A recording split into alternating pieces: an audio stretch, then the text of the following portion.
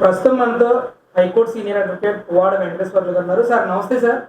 ఏదైతే రాష్ట్ర వ్యాప్తంగా సంచలనం సృష్టిస్తూ ఉంది ఏపీ లిక్కర్ స్కామ్ ఇష్యూ, అందులో గతంలో బెవరేజ్ సంబంధించి ఎండీగా పనిచేసిన వాసుదేవరెడ్డి మీద ఈరోజు సిఐడి కేసులు పెట్టడం కానీ, ఆయన ఇళ్లలో సోదాలు చేసి కొన్ని వస్తువులు కానీ కొన్ని పత్రాలు కానీ స్వాధీనం చేసుకోవడం కానీ ఇవన్నీ చూస్తూ ఉన్నాం. అసలు ఈ లిక్కర్ స్కామ్ అనేది ఎటు మలుపు తీసుకోబోతా ఉంది? నిజంగా లిక్కర్ స్కామ్ జరిగిందంటారా? ఒక సీనియర్ హైకోర్టు అడ్వకేట్గా దీని మీద మీ అభిప్రాయం ఏంటి, మీ అనాలిసిస్ ఏంటి సార్? సార్ నమస్కారం సార్. ఇప్పుడు ఆంధ్రప్రదేశ్లో ప్రభుత్వం మారిన తర్వాత ఒక అత్యంత అవినీతికరమైనటువంటి ఒక తిమింగలం ఏదైతే ఉందో అది చేప దొరికినట్టు దొరికింది. దీని మీద ఏపీఎస్బీసీఎల్ అధికారి మాజీ ఎండీ ఉన్నటువంటి వాసుదేవారెడ్డి గారు కొన్ని పత్రాలు, కంప్యూటర్లో ఉన్నటువంటి భాగాలతో పాటుగా సాక్ష్యాన్ని తారుమారు చేసే ఉద్దేశంతో దురుద్దేశంతో అపహరిస్తా కారులో తీసుకొని వెళ్ళటం మేము చూసాము అని చెప్పి ఎన్టీఆర్ జిల్లా కంచకిచెర్ల మోగులూరు గ్రామానికి చెందిన గద్దె శివకృష్ణ గారు మేము చూసామని చెప్పడం, వారి ఇచ్చినటువంటి కంప్లైంట్ ఆధారంగా ఏపీసీఐడి వారు కేసు నమోదు చేయడం జరిగింది. దీని మీద ముందస్తు బెయిల్ అప్లికేషన్కి ఆంధ్రప్రదేశ్ సర్వోన్నత న్యాయస్థానం ముందస్తు బెయిల్ అప్లికేషన్ మీద కూడా వేయటం జరిగింది. దాన్ని అపోజ్ చేస్తూ ఏపీ సిఐడి తరఫున పోసాని వెంకటేశ్వర్ల గారు, ఎం లక్ష్మీనారాయణ గారు వాదన చేస్తూ సాక్ష్యాలు తారుమారు చేసే అవకాశం ఉందని, ఇది ఇన్వెస్టిగేషన్ దశలో ఉందని, ఇప్పుడు కానీ మధ్యంతర బెయిల్ ఇచ్చినట్లయితే కేసు ఇన్వెస్టిగేషన్కి తీవ్ర ఆటంకం జరుగుతుందని, సాక్ష్యాలు తారుమారు చేసే అవకాశం ఉందని కోర్టు చెప్పిన మీదట కోర్టు వారు బెయిల్ ఇవ్వటాన్ని నిరాకరించి పూర్తి వివరాలు సర్వోన్నత న్యాయస్థానానికి అందజేయమని ఈ నెల 18వ తారీఖున వాయిదా వేయటం జరిగింది. ఇప్పుడు మనం చూసినట్లయితే మనకు ఢిల్లీలో కేజ్రీవాల్ కావచ్చు, లేదా తెలంగాణలో కవిత కావచ్చు, ఈ మద్యం కుంభకోణం కేసుల్లో ఇప్పటికీ కూడా బెయిల్ లేక ఇప్పటికి కూడా జైల్లో ఉండడం జరిగింది.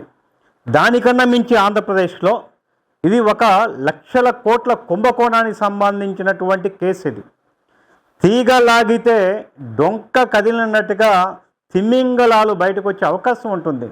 ఆంధ్రప్రదేశ్లో విధి విధానాలు లేకుండగా, ఆంధ్రప్రదేశ్లో నాణ్యతా ప్రమాణమైనటువంటి మద్యం లేకుండగా, కనీసం బిల్లింగ్ సిస్టమ్ కూడా లేకుండగా ఎక్కువ ధర పెంచడం ద్వారా మద్యం తాగరని చెప్పి అమాయక ప్రజలను తప్పుదోవ పట్టి అక్రమ సంపాదనకి తెరలేసింది ఆంధ్రప్రదేశ్ గత ప్రభుత్వంలో ఉన్నటువంటి మాజీ ముఖ్యమంత్రి వర్యులు జగన్మోహన్ రెడ్డి గారు. దీని వెనుక ఆంధ్రప్రదేశ్ రాష్ట్రంతో పాటుగా దీని యొక్క పాత్రధారులు అనేక ప్రాంతాల్లో ఉన్నారు. ఇది జాతీయ స్థాయిలో ఉంది.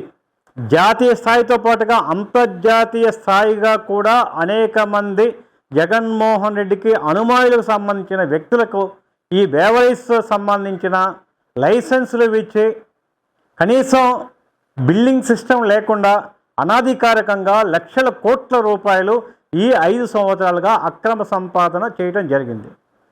దీనిలో ప్రభుత్వం వచ్చిన వెంటనే దీని మీద కేసు వేయడం జరిగింది. ఇది ఇన్వెస్టిగేషన్ పూర్తి స్థాయిలో దర్యాప్తు జరుగుతుంది. ఇన్వెస్టిగేషన్ సందర్భంలో ఆంధ్రప్రదేశ్ సర్వోన్నత న్యాయస్థానం కదా, సుప్రీంకోర్టు కూడా ఈ సందర్భంలో జోక్యం చేసుకోజాలదు. ముందస్తు బెయిల్ పిటిషన్ అలవ్ అయ్యే అవకాశమే లేదు. పూర్తి స్థాయి విచారణ జరుగుతుంది. దీంట్లో ఉన్నటువంటి తిమింగలాలు మొత్తం కూడా నాకు తెలిసి భారతి, జగన్మోహన్ రెడ్డి, విజయసాయి రెడ్డితో పెద్దిరెడ్డితో పాటుగా అనేక మంది వీరికి సంబంధించిన సంస్థలలో అక్రమమైన పెట్టుబడులు పెట్టి బిల్లింగ్ విధానం లేకుండా నాణ్యతా ప్రమాణం లేనటువంటి ప్రొడక్షన్ ఈ రాష్ట్రంలో తయారు చేసి 5 సంవత్సరాలలో లక్షల కోట్ల సంపదను లూటీ చేశారు. భవిష్యత్తులో ఇది సెన్సేషనల్ కేసు కాబోతుంది. దీంట్లో అనేక మంది తిమింగలాలు రాబోతున్నారు. పూర్తి స్థాయి విచారణ ఆవశ్యకత ఎంతైనా ఉంది. ఎందుకంటే ప్రజాస్వామ్యంలో అవినీతిని అరికట్టలేకపోతే, ప్రజాస్వామ్యంలో రాజ్యాంగబద్ధమైనటువంటి పదవుల్లో ఉన్నటువంటి వ్యక్తులు ఇలాంటి వ్యక్తుల మీద చూసి చూడనట్లయితే ప్రజాస్వామ్యం ప్రమాదంలో పడిపోతుంది. చట్టం అందరికీ సమానం, చట్టం ఎవరికీ చుట్టం కాదు. కేసు బుక్ అయింది, విచారణ జరుగుతుంది. ఇప్పటికే హైకోర్టులో వచ్చున్నారు. హైకోర్టులో కూడా ఏపీసీఐడి తరపున వాదనలను బలంగా వినిపించారు. వారి వాదనలు విన్న తర్వాత సాక్ష్యాలు తారుమారయ్యే అవకాశం ఉందని చెప్పి ఒక నిర్ణయానికి సర్వోన్నత న్యాయస్థానం వచ్చి పూర్తి వివరాలు 18 లోపుగా అందచేయమని ఉన్నారు. భవిష్యత్తులో అనేక కీలక మలుపులు ఈ కేసు తిరగబోతుందని చెప్పడంలో సందేహం లేదు. చాలామంది ప్రముఖ వ్యక్తులు ఖచ్చితంగా వస్తారు. సార్, ముఖ్యంగా ఇక్కడ జగన్మోహన్ రెడ్డి గారి పేరును కూడా మీరు ఉచ్చరిస్తూ ఉన్నారు.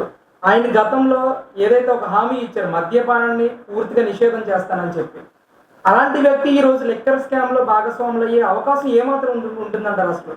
సార్, గతంలో చంద్రబాబు నాయుడు గారి అధికారంలో ఉన్నప్పుడు జగన్మోహన్ రెడ్డి గారు పాదయాత్ర చేస్తూ తక్షణంగా ఆంధ్రప్రదేశ్లో పూర్తిగా మద్య నిషేధించిన తర్వాత మేము 2024లో ఎన్నికల్లో వస్తామని చెప్పబలికారు.